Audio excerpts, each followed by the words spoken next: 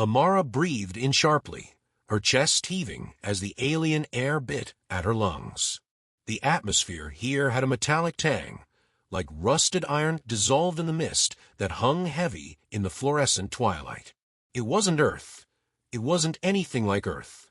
She adjusted her footing on the unfamiliar ground, a surface that felt both sticky and cold, pulsating faintly, as if the planet itself were alive.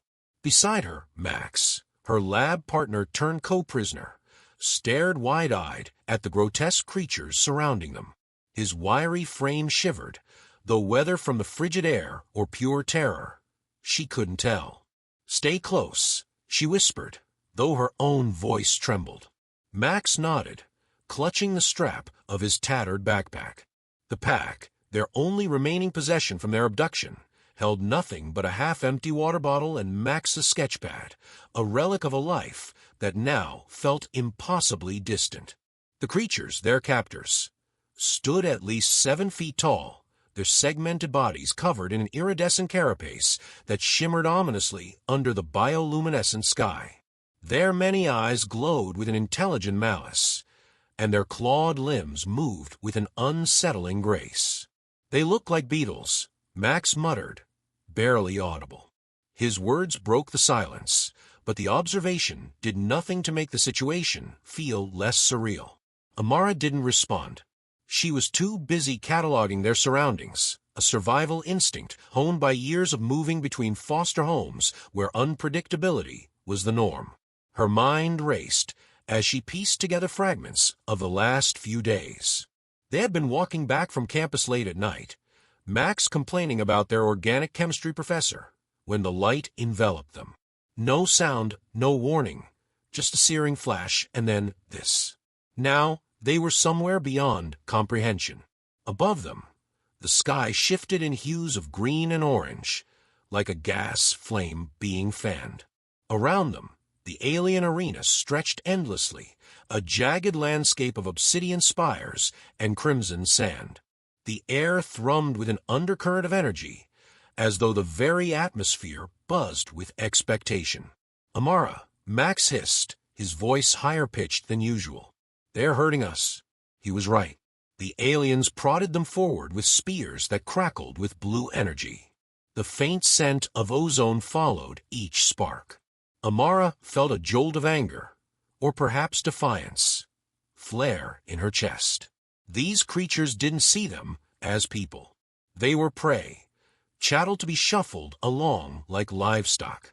The realization made her fists clench, her nails digging into her palms. "Don't look at them," she said. "We'll figure this out." But even as she spoke, she wasn't sure if she believed it. Amara was resourceful, but resourcefulness didn't account for hostile aliens, unbreathable atmospheres, and whatever the hell this was. As they were marched toward the arena center, she noticed other captives, humanoids of varying shapes and sizes, none familiar, all equally terrified. Some had too many limbs, others none at all. All wore expressions of grim resignation. The central platform loomed ahead, an enormous structure of polished bone and metal. Its surface gleamed unnaturally, as though it absorbed the faint light rather than reflecting it. Above the platform, a sphere hovered, a pulsating mass of liquid silver that seemed to ripple with an unseen intelligence. Amara's stomach churned as she looked at it, her instincts screaming danger. Max's voice interrupted her thoughts. "Do you think they'll kill us?" Amara hesitated before answering. "No," she said, though she couldn't keep the doubt out of her voice. "Not yet." As if to confirm her fears, one of the beetle-like creatures, a towering figure with intricate patterns etched into its carapace, stepped forward. Its mandibles clicked, and a strange sound filled the air, like glass being scraped. Then, miraculously, the sound shifted, resolving into words they could understand. "Welcome, prey," it said. Its voice was deep, guttural, and laced with amusement. "You have been chosen for the hunt."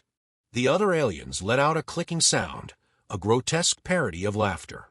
Amara's breath quickened. "The hunt. The word sent a cold spike of fear down her spine. "What does that mean?" Max asked, his voice cracking. The alien ignored him, continuing its speech. "You will run. You will hide. If you survive, you will earn your freedom. If not," its mandibles spread wide, revealing a row of serrated teeth, "then you will entertain us." Amara's mind reeled. This wasn't just survival, it was spectacle. They weren't prisoners. They were performers in some twisted, intergalactic blood sport. She glanced at Max, whose face had gone pale. "We can't do this," he whispered. "We don't have a choice," she replied, her voice steely despite the fear threatening to swallow her whole. The alien raised a clawed limb, and the sphere above the platform pulsed brighter. A low hum filled the air, growing louder until it resonated in their bones. Then, without warning, the ground beneath them shifted. Amara stumbled as the platform split apart, the polished surface retracting like petals to reveal a maze of jagged terrain below. The captives were shoved forward, and one by one, they fell into the labyrinth. Amara grabbed Max's arm as they were pushed. "Stay with me," she said, just before the ground gave way beneath them. They landed hard, the impact knocking the wind from Amara's lungs. She gasped, struggling to her feet, and pulled Max up beside her. Around them, the labyrinth stretched into darkness, its walls glowing faintly with alien runes. Above, the beetle-like creatures watched from their perch, their clicking laughter echoing in the distance. "We're not dying here," Amara said, her voice firm. She tightened her grip on Max's arm, her resolve hardening. "We're going to fight." Max looked at her, his eyes wide with fear but tinged with something else, hope. And for the first time since their abduction, Amara felt a spark of possibility. They were outmatched, outnumbered, and utterly unprepared. But they were human. If history had taught her anything, it was that humanity had a knack for surviving the impossible. The air in the labyrinth was stifling, heavy with a dampness that clung to Amara's skin. The walls, alive with their eerie luminescence, radiated faint warmth, but offered no comfort. The runes etched into the surface pulsed rhythmically, like a heartbeat. Each step they took was met with a quiet squelch as their feet sank slightly into the spongy floor. Amara's breath came in shallow bursts. She wasn't used to fear in this pure, all-consuming form. Her eyes darted to Max, whose trembling hands gripped the broken shard of alien metal they'd scavenged moments earlier. The fragment, jagged and dull, was their only weapon, a meager defense against whatever horrors lay ahead. "Do you hear that?" Max's voice was barely above a whisper. His face glistened with sweat despite the cold. Amara strained her ears. At first, there was only silence, save for their labored breathing. Then, faint but unmistakable, the sound came, clicking. It echoed through the corridors, a dreadful symphony of mandibles snapping and claws scraping. "They're hunting us already," Amara said grimly. She glanced at the jagged walls, looking for anything they could use as cover. There was none. The labyrinth's design was purposeful, a cruel blend of claustrophobia and exposure. Max's voice cracked. "We're going to die down here. Not if I can help it." Amara's voice carried more conviction than she felt. Her mind raced as she tried to devise a plan. The maze's layout was deliberately disorienting. Corridors twisted and branched unpredictably, leading to dead ends and circular paths. But Amara was sharp. She had always been good at patterns, at reading between the lines. Her childhood had forced her to adapt, to find clarity in chaos. "Look for the runes," she said, grabbing Max's arm. "They're pulsing faster in some directions. Maybe they're a guide." Max frowned, but didn't argue. Together, they moved cautiously, following the rhythm of the glowing symbols. The clicking noises grew louder, closer. Amara's heart hammered against her ribs, but she forced herself to focus. The first attack came without warning. A creature lunged from the shadows, its segmented body sleek and predatory. It wasn't one of their captors, but something else entirely, a beast bred for this environment. Its claws gleamed under the dim light, and its multiple eyes glowed like embers. "Move!" Amara shoved Max aside as the creature struck. She swung the metal shard, but the beast was too fast. It dodged effortlessly, its movements a blur. Amara stumbled, barely regaining her footing in time to see Max hurl a chunk of rubble at the creature. The improvised missile struck its flank, earning a guttural screech. "Run!" Amara shouted. They bolted, adrenaline propelling them down the corridor. The beast gave chase, its claws skittering on the slick ground. Every corner they turned seemed to lead them deeper into the maze. The glowing runes grew erratic, their pulse matching the frantic rhythm of Amara's heartbeat. When they finally found a momentary reprieve, ducking into a narrow crevice that the creature couldn't squeeze through, Max collapsed, gasping for air. This is impossible," he panted. "We can't outrun them. We can't fight them. We—" "Stop," Amara said sharply. Her voice was harsher than she intended, but she couldn't afford to let Max spiral. "We're not dead yet. That means we still have a chance." Max looked at her, his expression a mixture of fear and disbelief. "How are you so calm?" "I'm not," she admitted. "But panicking isn't going to help us." "Focus, Max. You're smart. Smarter than me, probably. We need that right now." Her words seemed to steady him, if only a little. He nodded, wiping sweat from his brow. Okay, what's the plan?" Amara hesitated. She didn't have a plan. Not really. But she knew they couldn't stay here. The creature outside growled low, its claws scratching at the edges of their hiding spot. They had minutes, maybe seconds, before it found a way in. "We need to turn the maze against them," she said. "If the runes are guiding us, maybe they're guiding the creatures too. We find out where they're leading and make it a trap." Max's eyes widened. "A trap? With what?" "With whatever we can find." They didn't have time to debate. Amara squeezed out of the crevice, pulling Max behind her. The creature lunged the moment they emerged, but Amara was ready. She dodged its strike and swung the metal shard with all her strength. The blow glanced off its carapace, but it staggered, giving them a precious few seconds to run. Their surroundings blurred as they sprinted through the maze, the glowing runes their only guide. Amara's legs burned, her lungs screamed for air, but she pushed on. She could feel Max's presence behind her, his footsteps faltering but determined. Finally, they reached an open chamber, a dead end, but one that offered possibilities. The room was filled with alien machinery, strange and unrecognizable, but humming with energy. Amara's eyes darted across the space, searching for anything they could use. "There." Max pointed to a cluster of cables snaking across the floor. They were connected to a cylindrical device that pulsed with the same rhythm as the runes. Amara didn't hesitate. "Help me pull it apart." Together, they yanked at the cables, the device sparking and hissing in protest. The creature's growls grew louder as it closed in. Amara's hands burned as she worked, but finally, one of the cables came free, crackling with energy. "Now what?" Max asked, panic rising in his voice. "Now we fight." Amara turned to face the corridor, the live cable in her hands. The creature burst into the chamber, its eyes blazing with fury. Amara didn't wait. She lashed out with the cable, the energy arcing in a blinding flash. The creature screeched, its body convulsing as the electricity coursed through it.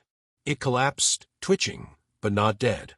Amara's arms shook as she prepared to strike again, but Max stepped forward, his voice steady. "Wait."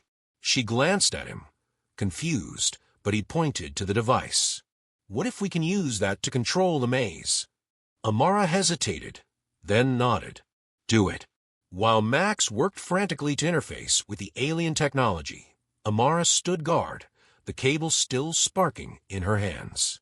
The creature stirred, and she tightened her grip. Hurry, she urged. I'm trying, Max shot back, his fingers flying over the device's alien controls. The labyrinth was no longer just a test of survival. It was a battlefield, and Amara refused to lose. Amara's grip tightened on the sparking cable as the creature stirred again, its body convulsing with faint tremors. Despite the damage it had taken, the beast's resilience was terrifying. Max's hands were still flying over the alien device, beads of sweat dripping down his face as he muttered to himself in frustration. Almost there, he said, his voice strained but determined. We don't have time for almost, Amara snapped, her gaze locked on the creature as it dragged itself upright. Its glowing eyes narrowed, and with a guttural hiss, it lunged. Amara didn't hesitate. She swung the cable again, the energy arcing in a violent flash.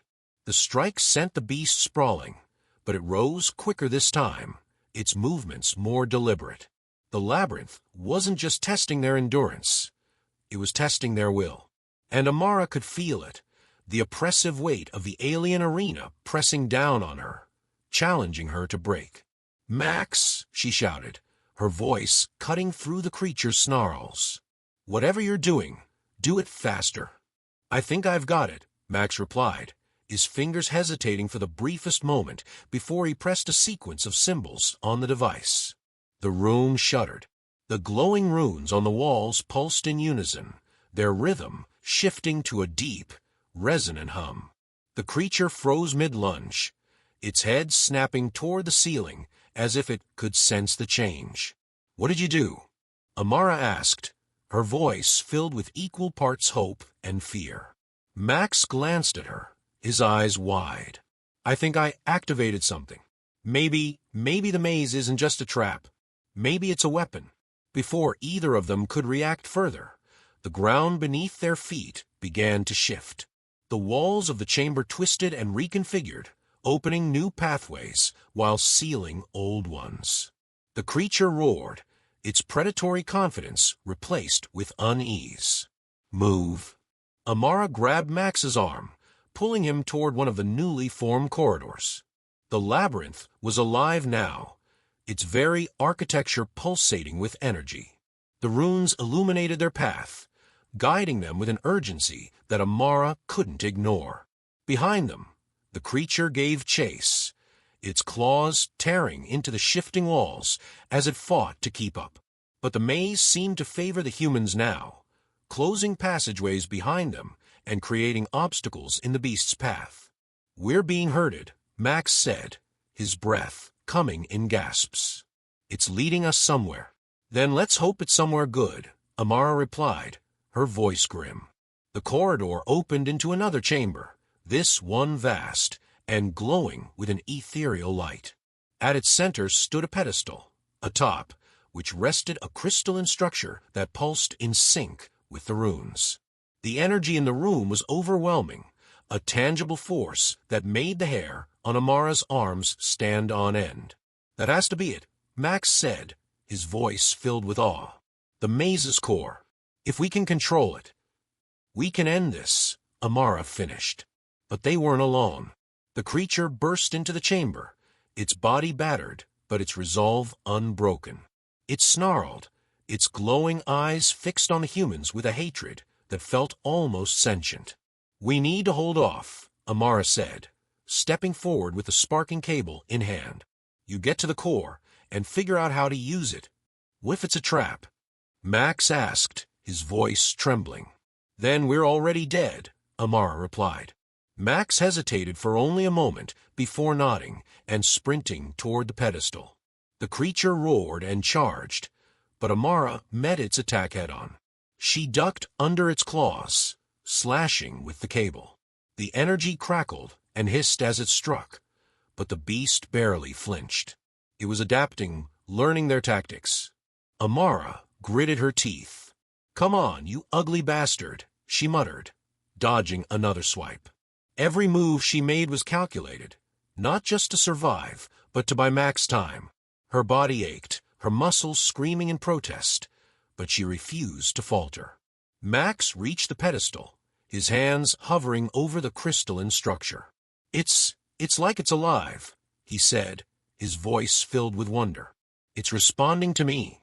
"Then tell it to kill this thing," Amara shouted, narrowly avoiding the creature's snapping jaws. Max closed his eyes, his hands resting on the crystal. The room's energy intensified, the light growing blinding. The labyrinth itself seemed to react, its walls vibrating with power. The creature paused, sensing the shift. And then it happened. A surge of energy erupted from the crystal, washing over the chamber in a wave of blinding light. The creature screamed, its body disintegrating into ash as the energy consumed it. Amara shielded her eyes, the force knocking her to the ground. When the light faded, the chamber was silent. The oppressive weight of the labyrinth was gone, replaced with an almost serene stillness. Amara pushed herself to her feet, her body trembling with exhaustion. Max stood by the pedestal, his face pale but triumphant. I think we did it." Amara approached him, her legs unsteady. "What happened?" "The core," Max said, gesturing to the now dormant crystal. "It's not just the maze's control system. It's its heart. We destroyed its purpose, its need to test and kill." Amara let out a shaky laugh. "So we beat it. We actually beat it." Max smiled, but his expression was tinged with sadness. "Yeah, but we're still trapped here. The maze might be dead, but we're no closer to getting home." Amara looked at the crystal, her mind racing. "Maybe not. If it's alive, maybe it can still help us. But that's a problem for tomorrow." She placed a hand on Max's shoulder. "For now, we rest.